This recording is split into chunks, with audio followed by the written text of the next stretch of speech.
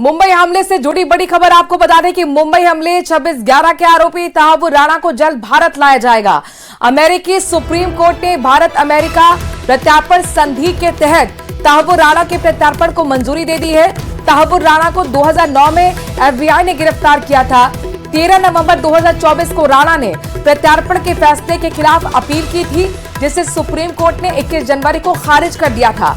अमेरिकी अदालत ने अपने फैसले में कहा था कि दोनों देशों के बीच प्रत्यार्पण संधि के तहत उसे भारत भेजा जा सकता है। मुंबई हमले की 405 पन्नों की चार्जशीट में राणा का नाम भी आरोपी के तौर पर दर्ज है।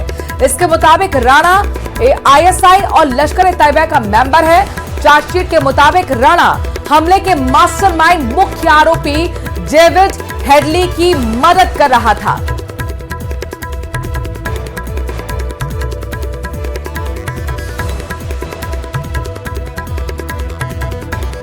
तो मुंबई हमले में तहव्वुर राणा की भूमिका बहुत महत्वपूर्ण है और ऐसे में आखिरकार कैसे पाकिस्तान से इसके तार जुड़े हुए हैं। अब जब वो भारत आएगा तो और भी खुलासे हो सकते हैं। तक मुझे लगता है कि भारत के लिए एक अच्छा ये US गवर्नमेंट ने कदम उठाया है और ये हमारी भारत सरकार की कूटनीति बहुत यशस्वी हुई है, मैं मानता हूं, जिसके कारण तहव्वुर राणा को अभी बचना बहुत मुश्किल है। पाकिस्तान की आर्मी के अधिकारी और पाकिस्तान में किस तरह से साजिश हुई थी 26/11 की और किन लोगों ने इसको अंजाम देने के लिए क्या क्या मदद की, इसके बहुत बारे में बहुत जानकारी मिल सकती है। अभिनेता सैफ अली खान पर हमले की कहानी किसी फिल्मी कहानी की तरह ट्विस्ट लेती जा रही है। अब खबर आ रही है कि सैफ अली खान को लीलावती अस्पताल में उनके दोस्त अफसर जैदी ने एडमिट कराया था। यही वजह है कि सैफ अली खान पर हमले की कहानी में कुछ और सवाल अब जुड़ते जा रहे हैं।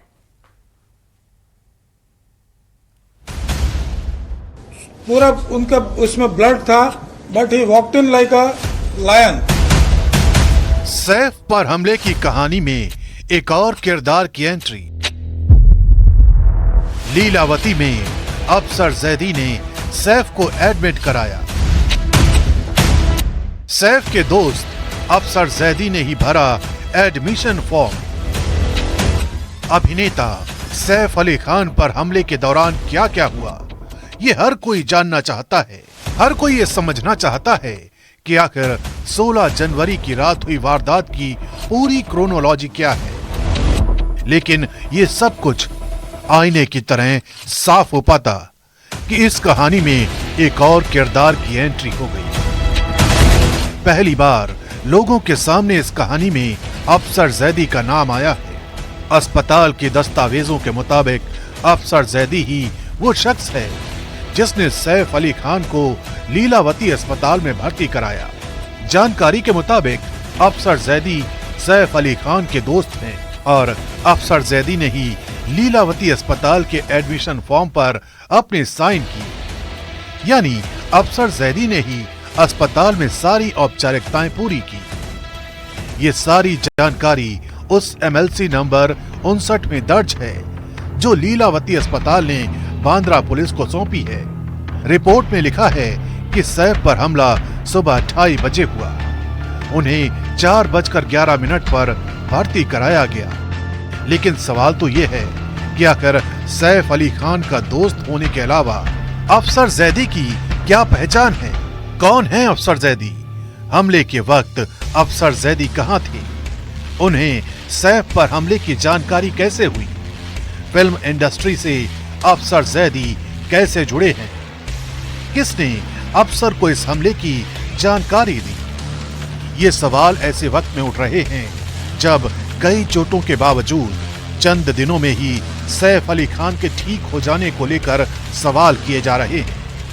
एक व्यक्ति इतनी बुरी तरह से घायल है, इतनी भारी इंजरी थी और वो व्यक्ति 4 दिन के अंदर रिकवर होके चल करके और एकदम ठीक ठाक चल रहा है और कहीं से किसी की सपोर्ट की जरूरत नहीं है। तो इतना फास्ट रिकवरी हो सकता है कि अगर होता है तो भाई बहुत बड़ा कमाल है ये।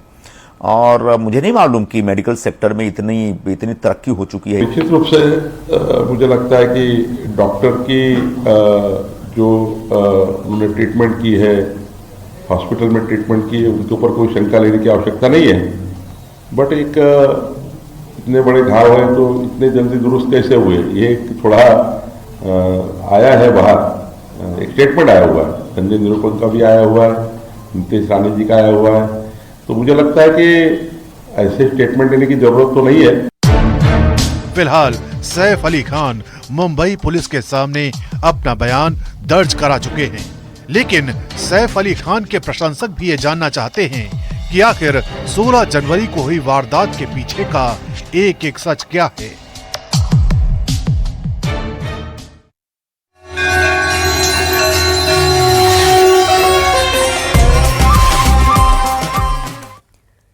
मौनी अमावस्या पर 10 करोड़ से ज्यादा श्रद्धालु अमृत स्नान के लिए महाकुंभ पहुंचेंगे, लिहाजा सुरक्षा के लिए भी पुख्ता इंतजाम किए जा रहे हैं। हाईटेक कंट्रोल रूम से नजर रखी जा रही है और चप्पे चप्पे पर पुलिस तैनात रहेगी।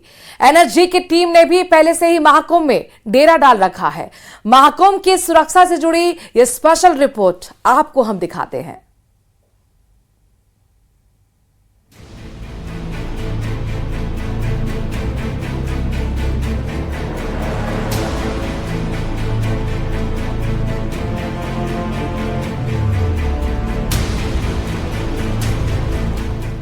मौनी अमावस्या पर जुटेंगे 10 करोड़ से ज्यादा लोग।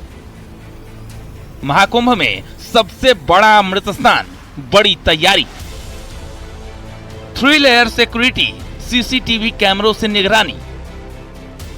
महाकुंभ में अभेद्य सुरक्षा की तैयारी, सीएम लेंगे जायजा। महाकुंभ में तीसरे सबसे बड़े स्नान के लिए करोड़ों की संख्या में श्रद्धालु जुटने वाले हैं। ये पहला मौका होगा जब एक साथ एक जगह पर 10 करोड़ से ज्यादा लोग एक जगह पर जुटेंगे। 10 लाख से ज्यादा श्रद्धालु पहले ही कल्पवास के रूप में महाकुंभ में बने टेंट सिटी में रह रहे हैं।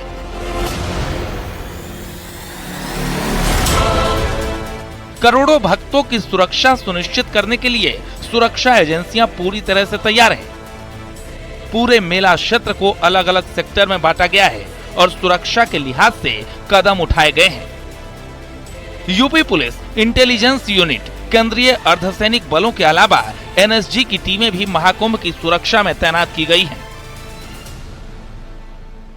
और मैं हमारे जितने भी भक्त होंगे उसमें हमारे अपने सन्यासी पूरी सुरक्षा का एक घेरा बना करके, और जो आम पब्लिक उनमें ना मिल सके, और रस्सा का पूरा घेरा बना करके हमारे कोतवाल, हमारे थानापति, हमारे महंत, हमारे श्री महंत, हमारे कोठारी, हमारे भंडारी, सब सुरक्षा को मद्देनजर रखते हुए घेरा बना करके 4 चरण का घेरा बना करके हम लोग स्नान करेंगे, जिससे कि किसी भी यात्री को असुविधा ना हो और जो यहाँ पर आए हुए श्रद्धालु हैं वो भी सुरक्षित रहें, और पूरा कुंभ मेला का ये संदेश जाए कि साधु सन्यासियों ने मर्यादित होकर के सम्मान पूर्वक जनता की सेवा करते हुए अमृत स्नान किया और अमृत का लाभ समस्त जनता को दिया।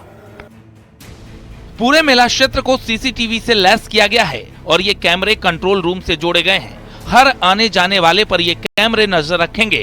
साथ ही पहली बार एआई तकनीक का भी सहारा लिया जा रहा है।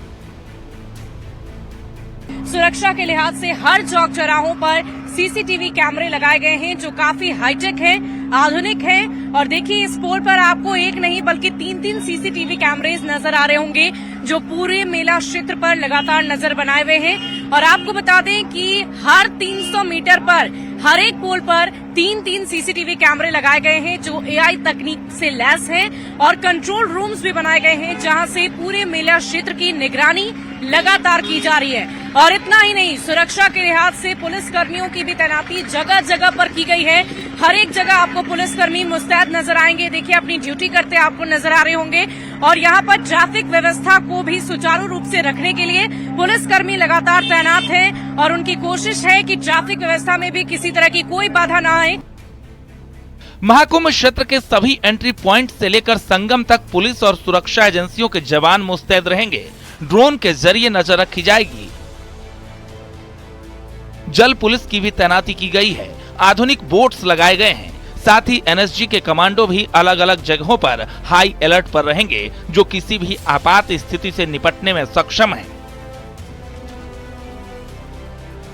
साथ ही साथ हम आपको ये भी बता दें कि एनएसजी के भी तमाम जवान यहाँ पर तैनात किए गए हैं जगह जगह पर, जो कि किसी भी आपात स्थिति से निपटने में बिल्कुल सक्षम है, पूरी तरह सक्षम है। और इसीलिए राज्य सरकार की तरफ से ये मुकम्मल व्यवस्था मेला क्षेत्र की सुरक्षा के लिहाज से की गई है, सुरक्षा के दृष्टिकोण से की गई है। साथ ही साथ ये भी बताएं कि जो कंट्रोल सेंटर है, कंट्रोल रूम है, वहां से पूरा मेला क्षेत्र की निगरानी रखी जा रही है।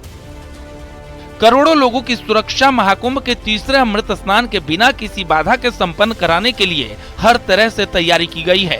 बहरहाल पुलिस और प्रशासन के अधिकारी भी लोगों से अपील कर रहे हैं कि जो सलाह दी जा रही है उस पर अमल करें, जिससे किसी को किसी परेशानी का सामना न करना पड़े। Bureau report, news 18।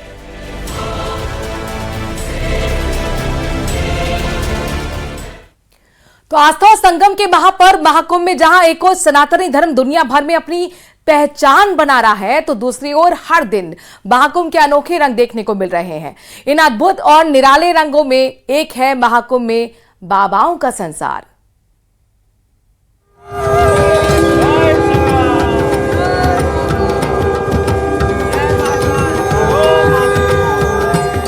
प्रयागराज के विशाल पावन संगम तट पर दुनिया का सबसे बड़ा आध्यात्मिक आयोजन महाकुंभ भारतीय संस्कृति, सनातन धर्म और आस्था का अद्भुत संगम बनकर दुनिया भर में अपनी पहचान बना रहा है। हर दिन महाकुंभ के अनोखे रंग देखने को मिल रहे हैं। इस अद्भुत और निराले रंगों में से एक है बाबाओं का संसार। हठ योगी से लेकर अपनी अलग विशेषताओं के चलते महाकुंभ में बाबा लगातार सुर्खियों में बने हुए हैं। इन्हीं में से एक है ताला वाले बाबा, जो लोगों के बीच चर्चा के विषय बने हुए हैं। ताले वाले बाबा ने अपने शरीर के गुप्त अंग में ताला लगाया हुआ है। गृहस्थ जीवन, सांसारिक सुख सुविधा को त्याग करने के बाबा ने क्या कुछ नहीं किया, आइए आपको सुनाते हैं। 7 साल हो गया जी ताला लगाए। हम अटल अखाड़े के नागा सन्यासी हैं। हमारे अटल अखाड़ा जो बना है तो पुराने ऋषि मुनियों आदि गुरु शंकराचार्य जी ने जो स्थापित किया है, उस संस्था के तहत जो है अटल अखाड़ा है। और यहाँ के साधक जो है अटल सिद्धांतवादी, अटल तपस्या वाले, हठ योग वाले, ऐसे अनेक भिन्न आस्थाओं वाले होते हैं। तो इसी तरह ये अपनी आत्म आस्था अटल आस्था है। तो ये अटल अखाड़े के लिए ये हमारा ताला लगा दिया हूँ, इसलिए क्योंकि तुमने तो अरमानों के जलते दिए देखे होंगे, हमने तो खुलेआम ख्वाहिशें दफन किए। इसलिए क्योंकि इस लौकिक सुख के आगे परलौकिक सुख की जो आनंद है, उसकी अनुभूति ही कुछ और है। महाकुंभ में बाबाओं के संसार में बोनट वाले बाबा इन दिनों सुर्खियों में बने हुए हैं। इस महाराज जी को गाड़ियों का बड़ा शौक है। भस्म से लिपटने वाले बाबा अपनी गाड़ियों के माध्यम से पूरे देश विदेश का भ्रमण करते हैं और वहां पर मौजूद हर एक दिव्य स्थल का भ्रमण करते हैं। प्रयागराज में जो हमारे श्रद्धालु आए हुए हैं, इन्हीं का जो कुछ मन में मैल है, इसी को धोने के लिए मैं आया हूँ। यहाँ से अभी हमें 5 तारीख को काशी से नेपाल, नेपाल से फिर अरब सागर चला जाऊंगा, फिर 6 साल के बाद या 12 वर्ष के बाद फिर वापस आऊंगा। उसके बीच में मैं आपसे मिलूंगा ही नहीं। इसी गाड़ी से? हाँ। आप स्वतः चला के आए? 27 मोटरसाइकिल, 3 4 व्हीलर, ये चौथी गड्डी है। MP के एक चेला ने दिया है, ये चौथी 4 व्हीलर है। जो हमारी भारत भ्रमण 4 धाम, जो भारत के 4 धाम है और 12 ज्योतिर्लिंग, 556 शंभू लिंग के दर्शन के लिए गाड़ी घूमती है। जो हम अपने महादेव से दर्शन के प्राप्त में हम उनका आशीर्वाद प्राप्त करते हैं और हम अपना आशीर्वाद अपने भक्तों के लिए देते हैं। बता दें कि महाकुंभ का भव्य आयोजन देश भर के श्रद्धालुओं को आकर्षित कर रहा है। साथ ही हठ योगी से लेकर अपनी अलग विशेषताओं के चलते भी महाकुंभ चर्चाओं में है। महाकुंभ में अब तक रिकॉर्ड 10 करोड़ से ज्यादा श्रद्धालु संगम में डुबकी लगा चुके हैं। वहीं श्रद्धालु संगम पर सुरक्षा, स्वच्छता और श्रद्धालुओं के लिए अद्वितीय सुविधा के लिए सरकार की तारीफ कर रहे हैं। Bureau report, news 18। कश्मीर में पहली वंदे भारत का ट्रायल पूरा हो गया है। दुनिया की सबसे ऊंची चिनाब पुल पर ट्रेन दौड़ी। कटरा से श्रीनगर तक चलाने की तैयारी है। दुनिया के सबसे ऊंचे रेलवे पुल चिनाब ब्रिज पर वंदे भारत दौड़ती हुई आपको नजर आ रही है। चिनाब ब्रिज पर वंदे भारत दौड़ती हुई आपको नजर आ रही है। दुनिया के सबसे ऊंचा रेलवे पुल है इसे, जिसे चिनाब ब्रिज कहा गया है, उस पर वंदे भारत दौड़ती हुई आपको नजर आ रही है। साथ ही आपको बताएं कि कश्मीर में ये पहली वंदे भारत है जिसका ट्रायल पूरा हो गया है, यानी कि बहुत जल्द अब कश्मीर के लोगों के लिए बड़ी सौगात वंदे भारत के रूप में मिलने जा रही है कि चिनाब नदी से भी अब इस पर बने ब्रिज पर वंदे भारत आपको दौड़ती हुई, रफ्तार भरती हुई नजर आएगी। इसका ट्रायल और उसकी तस्वीरें आपके सामने।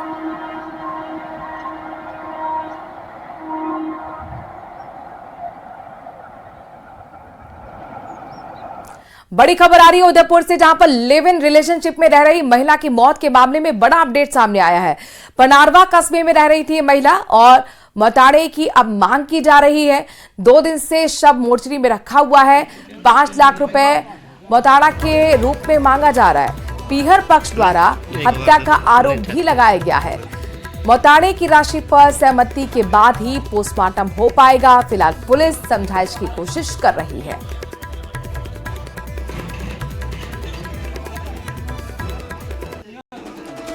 बीकानेर से बड़ी खबर आ रही है, जहां पर देर रात ट्रक ने बिजली के पोल गिरा दिए। ट्रक के चपेट में आने से कई पोल क्षतिग्रस्त हुए हैं। गोगा गेट सर्किल के पास यह हादसा हुआ। पुलिस टीम मौके पर पहुंची। बिजली विभाग को भी जानकारी दी गई ताकि बिजली सुचारू रूप से यहां पर चलाई जा सके। चूंकि डिस्टर्बेंस जरूर इस मामले में हुआ ये कि बिजली के पोल ही गिर गए, क्षतिग्रस्त हो गए, चूंकि ट्रक के चपेट में आ गए थे और देर रात यह हादसा हुआ था। जैसलमेर के लाठी गांव के पास सेना के ट्रक के पीछे से आ रहे कार ने टक्कर मार दी और यही वजह है कि कार चालक गंभीर रूप से घायल हुआ है। इसके साथ साथ सेना के 3 जवानों को भी मामूली चोटें आई हैं। लाठी पुलिस के मुताबिक सेना का एक ट्रक पोखरण की तरफ जा रहा था और इसके पीछे एक कार चल रही थी। लाठी के 1 किलोमीटर दूर ही पोखरण की तरफ सेना के ट्रक से पीछे चल रही कार उससे भिड़ गई। इसमें कार चालक घायल हुआ है और सेना के 3 जवानों को भी हल्की चोटें आई हैं। आप देखिए, कार का जो आगे का हिस्सा है वो पूरी तरह से क्षतिग्रस्त हो चुका है, पूरी तरह से चकनाचूर हो चुका है।